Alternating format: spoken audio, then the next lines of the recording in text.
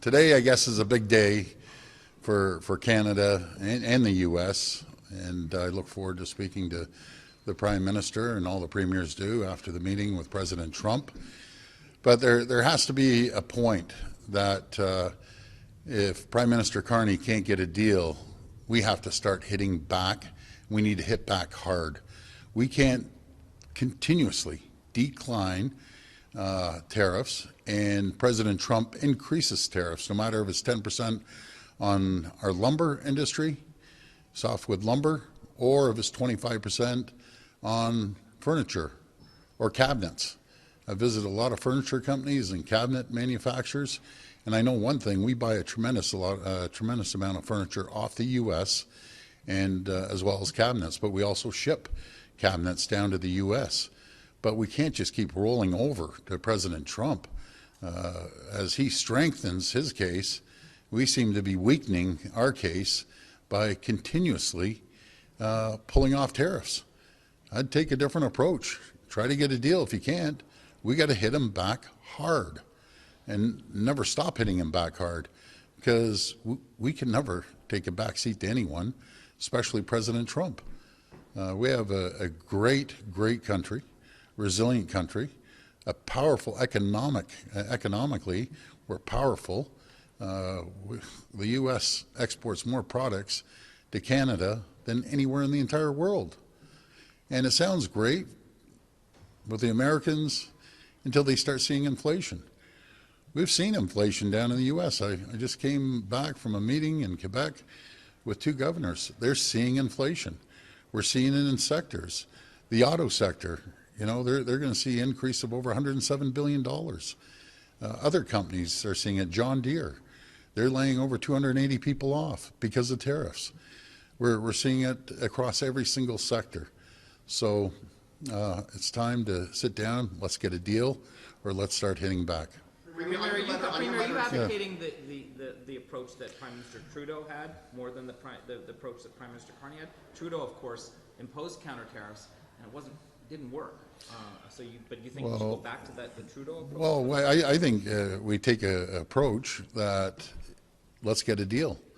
If the Americans want to see inflation stop, you make a deal with Canada.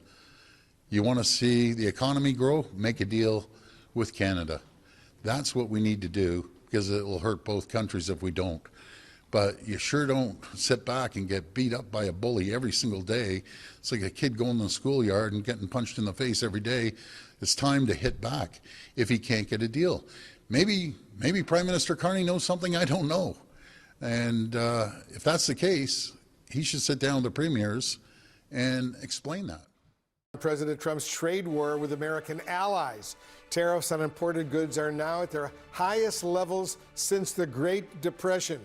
Products from Mexico and Canada are exempt from those duties if and only if they comply with the U.S.-Mexico-Canada Free Trade Agreement. Otherwise, Mexican imports face 25% tariffs, while Canadian goods face 35%. Joining us now is the Premier of Ontario, Doug Ford. Premier Ford, thanks so much for joining us. As you know, President Trump negotiated the agreement with Canada and Mexico during his first term to replace NAFTA, the North American Free Trade Agreement. You say, and now he could suddenly, all of a sudden, open up the USMCA. What makes you think that? Well, first of all, I start off every interview with saying how much we love Americans, how much we love the U.S. And as I've said on this show many times, that a tariff on Canada is a tax on the American people. And as you've seen, the study from Yale, it's going to cost Americans $2,400. Manufacturing employment in the U.S., there's over 37,000 people since April have lost their jobs. It's the lowest rate in 5 years, and it's just not working. Let's create the AMCAN fortress, two strongest countries in the world. Again, this is hurting the American people, as the rest of the countries, including Canada, is diversifying our trade. We're seeing 25% increase in trade with the European Union. The UK is up by 30%. So as we're diversifying and onshoring products, the American people are losing their jobs. What would the impact be for Canada and for the U.S. if President Trump pulled out of that agreement? Well, it would be unfortunate. We directly employ, just Ontario alone, 9 million Americans, and across the entire country of Canada is probably closer to 20 million Americans rely on Canada for jobs, and vice versa. We rely on jobs with trade with the U.S., but it's just hurting both countries. And as we're diversifying and the rest of the world's diversifying, onshoring products that are typically made in the U.S., no matter if it's aluminum cans or tins or steel beams, we're onshoring everything. We're very, very concerned with the actions of the Trump administration. And, you know, President Trump and Secretary Lutnick, they're smart guys. Like, they understand numbers. And when you see 37,000 Americans have lost their jobs, that can't pay the rent or can't pay a mortgage, put food on their table, and this is just going to grow even more. $6.2 billion in tariff-related costs to the auto sector, and that's going to increase. So the auto workers are going to be losing their jobs. So how is Canada, Premier Ford, preparing for that possibility now? Have you warned your Prime Minister, Mark Carney, that Canada needs to take action? Absolutely, and we're doing it as we speak right now. We're onshoring manufacturing jobs that typically are American jobs. We have a market here that we can sustain it, and we're lowering taxes. We're making sure we're competitive for companies to come and invest in Canada. Ontario alone last year attracted over $40 billion of investment, creating more jobs, more opportunities. I would much rather, work with our greatest ally and closest friend and increase jobs in both countries, and we can do that. We'd be the two strongest nations in the world economically. That's our goal, but unfortunately, President Trump doesn't want to go down that avenue. He wants to hurt the American people, and that's exactly what he's doing. Do you know when Prime Minister Carney of Canada is next scheduled to speak with President Trump? I'd imagine over the next few days, Wolf, but we're going to continue the dialogue and communication to the best of our ability. You know, it's strange to me. Trump has repeatedly said over these past several months that he wants Canada, our neighbor in the north, to become a 51st state of the United States. He hasn't said that, though, in a while. Do you still worry about his rhetoric on that front? No, I'm not worried about that, because that's never going to happen. We'll be your closest ally and closest friend for forever, as we have been for 200 years. And we will outlast the Trump administration, and we'll continue working with our great American partners. What's the general impression of Trump in Canada? He's probably the most disliked politician in the world in Canada, because he's attacked his closest family member, and that's the way we look upon it. And when I talk to the governors and senators and Congress people, even Republicans totally disagree, but they're too scared to come out and say anything because the president will go after them, outside of a few senators. And I want to thank them for coming out and standing with not just American people, but their closest friends and allies, which is Canada. And again, we love the Americans. It's unfortunate President Trump decided to go down this road. And just to be totally transparent, as someone who grew up on the U.S.-Canada border in beautiful Buffalo, New York, I love Canada as well. I love the Canadians and always have. The Ontario Premier, Doug Ford, as usual, thanks so much for joining us. Thank you. CNN business and politics correspondent Vanessa Yurkevich is joining us from New York right now. Vanessa, countries are paying these new tariffs. What kinds of products are we really talking about? Yeah, well, Wolf, these are historic tariff levels not seen in nearly a century. We have not seen tariffs at these rates since the 1930s, and following that was the Great Depression.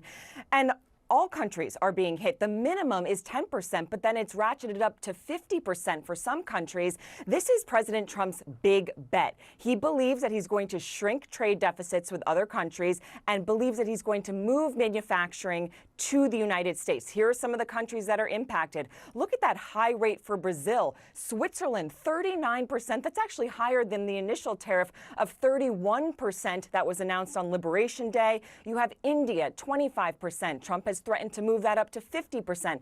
Vietnam, Cambodia, other East Asian countries at 20%, 19%. And the European Union, a major trading partner, Wolf, sitting at 15%. They actually negotiated that tariff level as Trump was trying to bring that even higher. But a significant historic day as nearly all countries now hit with historic tariff levels. Vanessa, how much is this going to cost average Americans?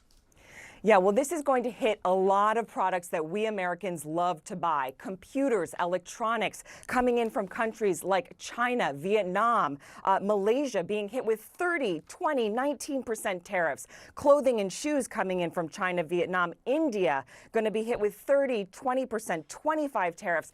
Watches now on the list because of Americans' love for Swiss watches. That's going to be tariffed at 39%. Alcohol coming in from the European Union, countries like France and Italy. That's wine and spirits going to be tariffed at 15%, and toys being tariffed at 30 to 20% coming in from China and Vietnam. There are many, many estimates to suggest what this may cost American families. The most recent estimate that we have is from the Yale Budget Lab just this month, projecting that because of all of these tariffs, if they stay in effect, it's going to cost the average family $2,400 a year. Obviously, that is significant as Americans, we know, are worried about these tariffs, worried about their finances, worried about inflation. That is a significant hit to the average American family, Wolf. Indeed it is. All right, Vanessa Yurkevich, thank you very, very much. The global humiliation. There was a time when the world looked at the U.S. and saw stability. Then Trump walked in and turned the briefing room into a circus tent. I remember watching foreign leaders try to hide their disbelief behind polite smiles, the kind you give to a man who thinks the room laughs with him. Every handshake, every summit, every historic deal was all theater. He didn't listen to advisors, he listened to applause. And when the world didn't clap, he took it personally. That's the thing about Trump. Every disagreement feels like betrayal. Every bit of advice sounds like disrespect. He thought leadership meant dominance. He thought diplomacy was a weakness. And in the end, he left the world not fearing America, but pitying it. Allies stopped calling. Enemies stopped pretending. And Trump, he called it victory. He said America was respected again. But respect isn't built on fear, it's built on trust. And nobody trusts a man who treats every friendship like a deal and every deal like a tweet. The world didn't move on because it hated Trump. It moved on because it couldn't afford to wait for him. In the end, Trump will boast that he changed the world. And maybe, in a way, he did, just not how he imagined. He made other nations realize they could survive without America's permission. He made old allies rethink old loyalties. And he made history remember that ego can collapse empires faster than any war. The world didn't stop spinning when Trump withdrew. It started recalibrating. New centers of power emerged. New voices filled the silence he left behind. One day, when future historians write about the fall of American dominance, they'll trace it back to the man who thought the world was a mirror and never noticed when it stopped reflecting him.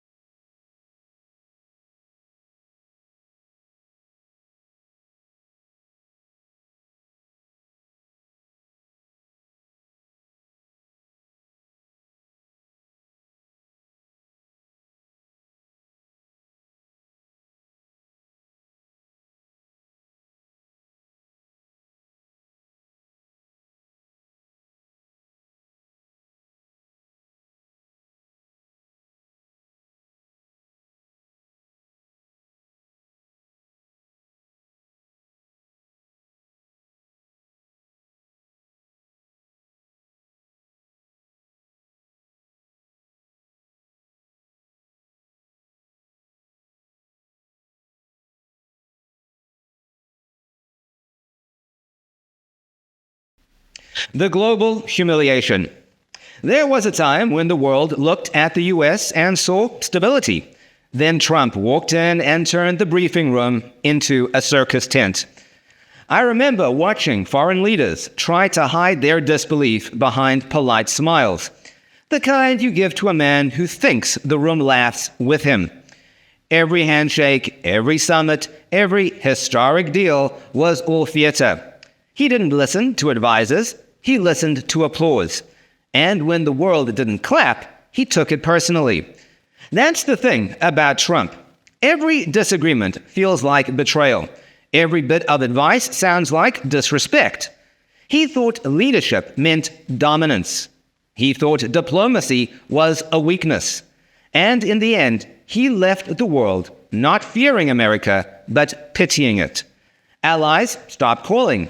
Enemies stopped pretending. And Trump? He called it victory.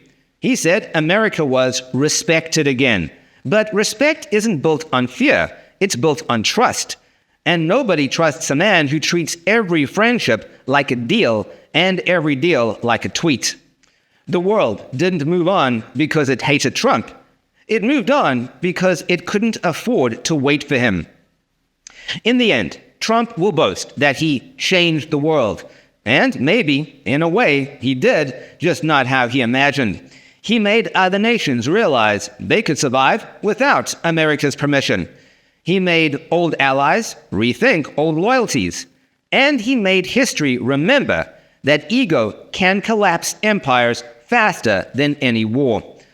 The world didn't stop spinning when Trump withdrew. It started recalibrating. New centers of power emerged. New voices filled the silence he left behind. One day, when future historians write about the fall of American dominance, they'll trace it back to the man who thought the world was a mirror and never noticed when it stopped reflecting him.